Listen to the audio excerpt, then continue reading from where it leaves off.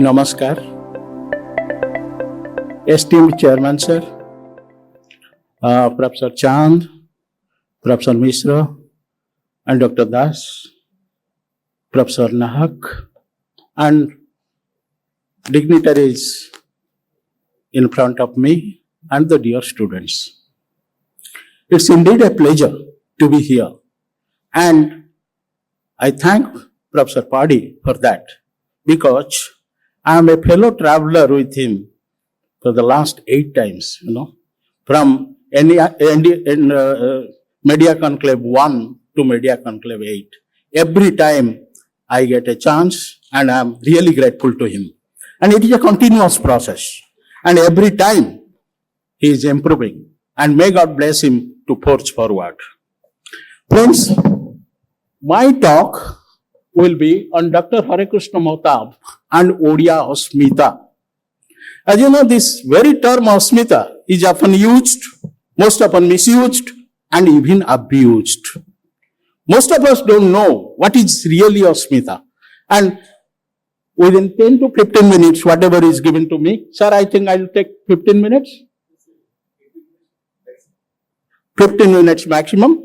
So within that, let us explore what Asmita is and how Dr. Mohtab was responsible. He was the pioneer in promoting the cause of Odia Asmita.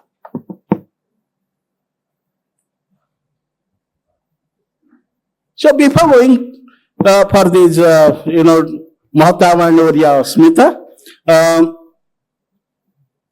let me first introduce Dr. Mohtab, because you have already heard about Dr. Mohtab from a historian, from a political scientist, and from a literature. So, I'll just briefly touch upon. Mohtab was the pivotal figure in 20th century Odisha's historical narrative. He was a polymath. He was having multifaceted contributions to politics, literature, journalism, and socio-economic dynamics. His unique leadership traits and dedication to societal development we have already analyzed. He had played a significant role in the independent movement. That is how he got an array of titles. One is Karma Yogi from Gandhiji, always a young man from Thakkar Bapa, and recognition as an epoch-making man by Sardar Patel, alongside being noted as a great revolutionary by Rajaji. So he has got so many titles from so many important personalities of yesteryears. He was the quintessential architect of modern Odisha. Let us go to Sardar Patel's remarks on him. There was a book called The Beginning of the End. It was published in 1950, where this is written by Dr. Mohtab. But Sardar Patel, he wrote the foreword of that book. He has to say this. It was in this atmosphere, that he is referring to 1947 plus.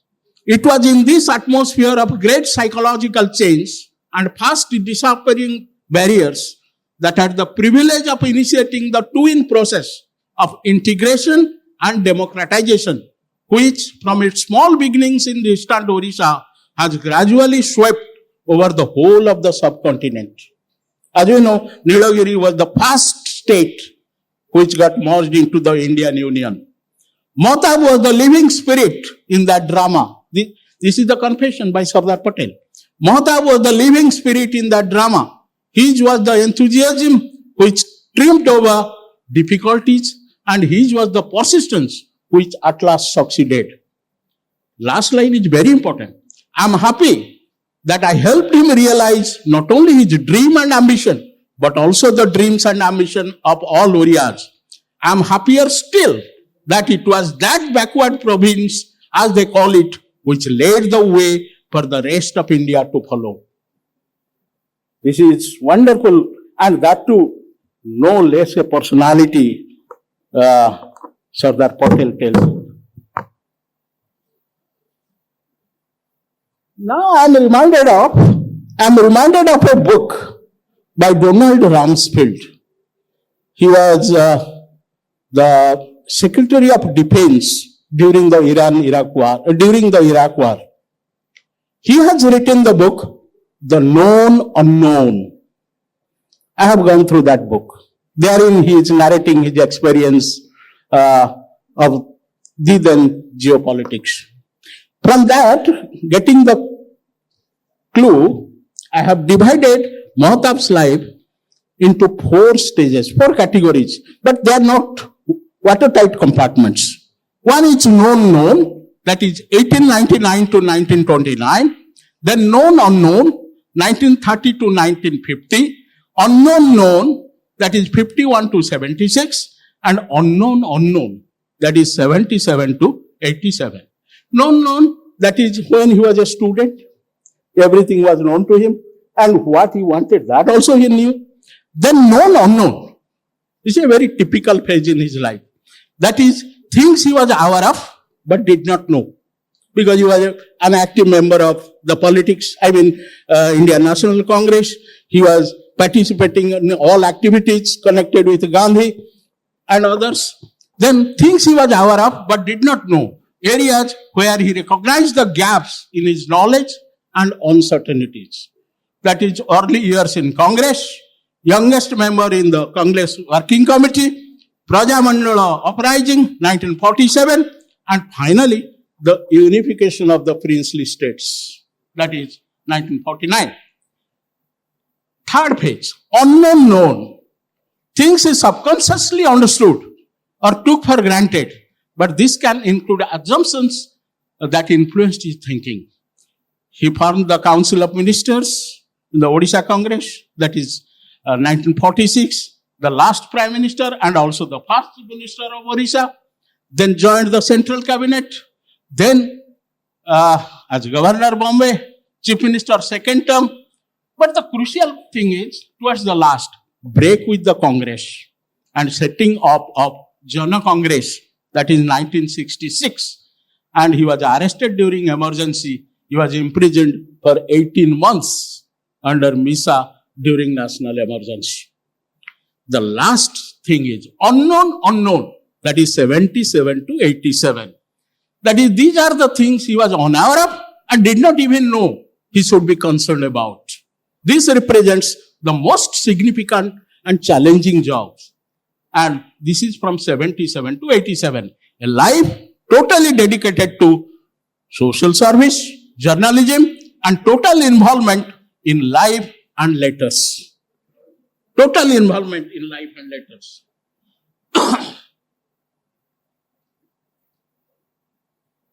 Now we'll go to Oriya Asmita, Oriya identity. But before that, let us define Asmita. Asmita, derived from Sanskrit and generally translates into identity or selfhood. It encapsulates the essence of one's being, encompassing cultural, social, and personal identity. It signifies awareness of one's existence, values, traditions, and heritage, contributing to an individual's or a community's sense of self.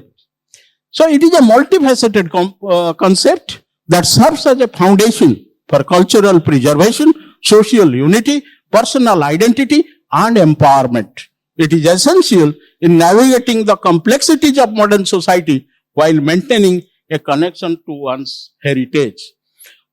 Oriya Asmita, in the same line, refers to the cultural, linguistic, and historical heritage of the Oriya people, emphasizing pride in the Oriya language, literature, art, traditions, and overall uniqueness of the Oriya culture.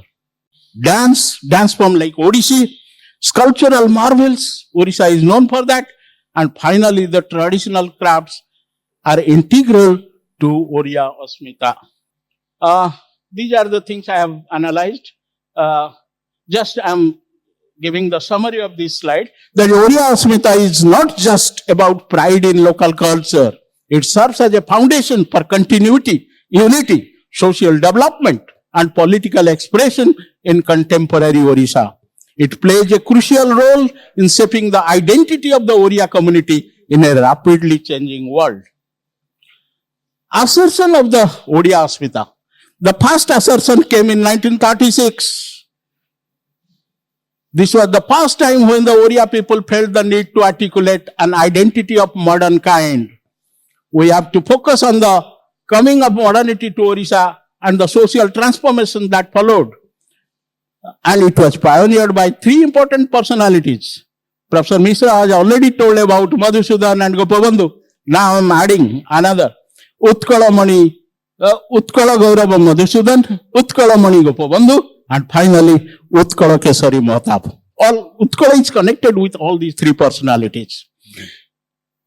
They faced a challenge to the colonial, missionary and Bengali discourses. Oriya ek swatantra bhasha noy. This is Bengali discourse. They challenged this. A challenge to the colonial, missionary and Bengali discourses on the nature of Oriya society and the first stage of Oriya construction of the self. This is the first stage. Then in 1920, we have that Satyavadi group. They articulated, these writers, they articulated new meanings that helped constitute a picture of Oriya-ness. There is no term called Oriya-ness, therefore I have given a hyphen therein. That Oriya selfhood, let us call it. So cultural self-construction of Oriya identity. Lord Jagannath is there, the figure of Jagannath, the deity of the temple at Puri, has always enjoyed a special place. Then how Mahtab and Oriya Asmita, right from 36 till his demise in 1987, he pervaded the Odishan scene and lived as a pioneer of the new dawn, a forerunner par excellence. He was a versatile personality, a committed freedom fighter, a wise politician, a renowned historian, a prolific writer, a top-notch journalist, an eloquent speaker, and an innovative statesman. All rolled into one. Pioneering numerous fields, he emerged as an institution in his own right. I have already intimated that merger of princely states, how he was the force behind it, the spirit behind it. And Nilagiri is the first princely state merging into the Indian Union, and that is how the whole thing started here.